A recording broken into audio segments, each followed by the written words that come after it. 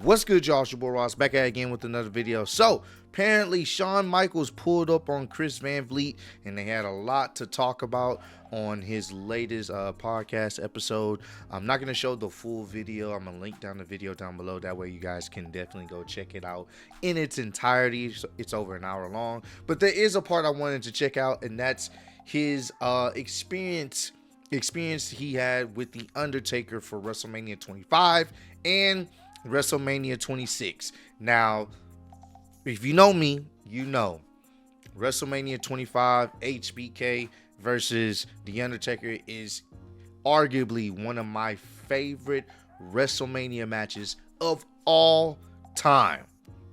So I definitely want to kind of get his perspective on things and, you know, how things transpired, you know, behind the scenes for him and The Undertaker for 25 and him essentially retiring at 26, which I wish that was permanently the case, but you know how things played out with that good old Saudi money. But hey, we're going to check this out. Appreciate all love, support. Let's get right into it, man. I'm glad you brought that up because I don't know if anybody had a better 3-year WrestleMania run. 24, 25, 26. Oh, yeah. Ric Flair. Yeah. Undertaker. I forgot all about that. WrestleMania 24. Yes, that was a really good retirement match. I wish Ric Flair would have retired right then and there, but obviously that wasn't the case. That was such a good match, too. So good. Man, HBK's had some really great matches at WrestleMania, man. 3 amazing matches. Which one of those meant the most to you? I guess the political answers, they all mean a lot for different reasons. But if I'm to be objective, I think it's 25, the one in Houston, because that's the one that everybody talks about. That's the one that gave me the ability to say, I think I'm ready to walk away. It's time. That was the one that felt so good to me that I could look across the car to my wife and go, that might be the one I needed to end it on. That was so good. And she's like, seriously? And I said, yeah. I just felt complete after that one. Such a good match, bro. Knowing full well there probably has to be another one, but that was when I knew it was time to start. I don't know, think about it, talk about it, and be good with it. I mean, that. So for him, that match was kind of the catalyst to be like, you know what? I think it's time for me to ride off into the sunset. For him, from what he's saying, which you can kind of understand because that match was so damn. It was like the stars had aligned. You know, I know people say there's no perfect match or whatever the case may be, but in my eyes, it don't get no more. It doesn't get any more perfect than this. This is a WrestleMania match that wasn't the main event, but possibly it should have been the main event. How good it was. Now, 26 wasn't as good as 25 for them. I think a lot of people agree that the match at 26 didn't, you know, it didn't reach the peak that 25 did. But it was a close second. That match was still really good, and the stakes was even higher. So I can understand that being the catalyst for him to be like, you know what? Maybe it's time for me to start thinking about life after wrestling.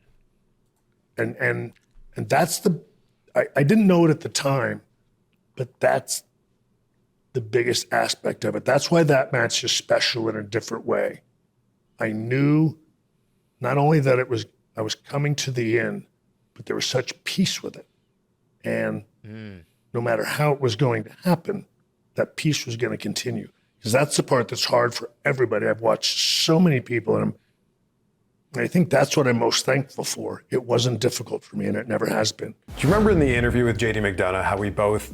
Hey, man, that's a crazy way to look at it. The crazy way to really feel like, you know what? We put on a banger of a match. I think I'm okay if it's time for me to retire. I think I'm okay. And obviously, right after that, next year's WrestleMania, he ended up retiring. So let's get right back into it. It was the culmination of that match and with Rick, and then it's going on to the and at that time I didn't know it was going to be Taker again, of course. I don't know. I felt whole after that. There didn't feel like there was anything left to do.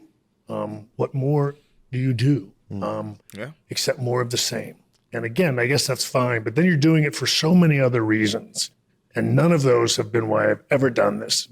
Even at my worst, when I was complaining and bitching about money or spots or places and titles and anything, it was still never really about the financial side of it.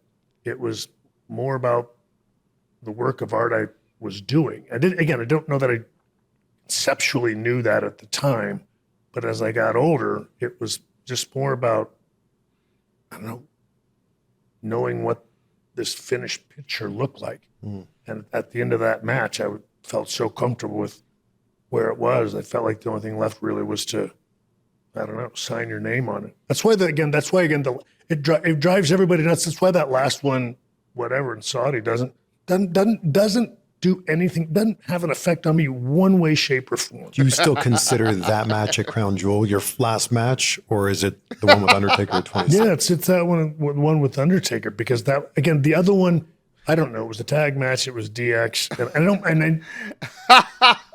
So even HBK himself, like, look, bro, that match, man, that was a match in another timeline. That don't count. That don't count. And you know what? We agree. That don't count, bro. we tend to block out that match you had in Saudi. Your last match, your last true match was against The Undertaker. We block out anything else. No one even mentions it. If they do, we look at them funny. Because, golly, bro, that shit was horrendous. You got paid good money, but damn, that shit was awful. So, yes, I'm glad he said that. That match didn't happen. I don't know what y'all talking about. last one, whatever, in Saudi doesn't do anything, doesn't have an effect on me one way, shape, or form. Do you still consider that match at Crown Jewel your last match, or is it the one with Undertaker at 26? Yeah, it's that one with Undertaker, because that, again, the other one, I don't know, it was a tag match, it was DX. And You know what it was. I feel kind of bad because I don't mean it in a negative way, but that was just sort of like, I don't know, it was like Kiss going out and not even with, the original members or whatever, and playing a concert at the Troubadour or something. I don't know. And it's like, oh, I thought but they're not really retired. And I know Kiss is never retired, but I don't know. That just felt like like a special, separate one-off. It's okay, bro. It happened in an alternate timeline. It's okay. An alternate universe. It's cool, Sean. The fans, we've already, that don't count. Nope. Never happened. Honestly. What are you talking about, Sean? Because he knows. He knows, man. They paid him good money. I get it. They paid him good money, bro. They paid him good money. That Saudi money run deep, bro. HBK and Mr. WrestleMania, the showstopper, whatever, that was what ended with Taker at WrestleMania. Oh, we know. And because they still came back and refereed the match between, Hunter and Taker. And again, and will always play a role in the WWE. I don't know would it count if I went into the Rumble this year or something? No, don't get me wrong. Are you going to? Oh, heavens no. Probably should have said that. I was just using that as an example.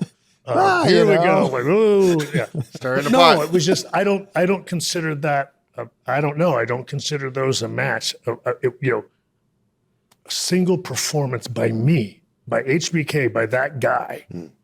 That's not who that was. That was a dude hanging out with his buddies. I don't know. And having a match, I don't know. Hey, man. All you had to do, dude hanging out with his buddies, getting paid millions of dollars. That's what it was, bro. It's okay. It's okay, bro. We get it. I'm not judging you because, who's to say I wouldn't come out of retirement for extra $3 million, or however much they paid him. They paid him good money to get him to come out of retirement. But I will say this. It happened. It happened. And, all you can do is just pretend it never happened because it didn't. And so one was the artist. The other one was a dude, like I said, hanging out there with his buddies. Yeah, all right. There's a promo that I've always wanted to ask you about. right. And now you're in front of me, so I can ask you about it. It's right before Survivor Series in 1989. All right, man. But hey, this was definitely funny. I am so glad he talked about this. Like, it was just a guy hanging out with his friends. That wasn't HBK. That was somebody else. I love it. It's okay, man. It's okay. Most people only count his match with the Undertaker as his true final match. Whatever happened at Saudi, we don't count it. So comment down below. Let me know, what's your favorite HBK match of all time? There's been a lot of great ones, a lot of fantastic ones. You have plenty to choose from. Let me know down below. Doesn't matter what year, what era, just, let me know your favorite match from Mr. WrestleMania himself down below in the comments. I appreciate all love, support. Road to 150K. Appreciate y'all kicking with me. See you on the next one. Peace.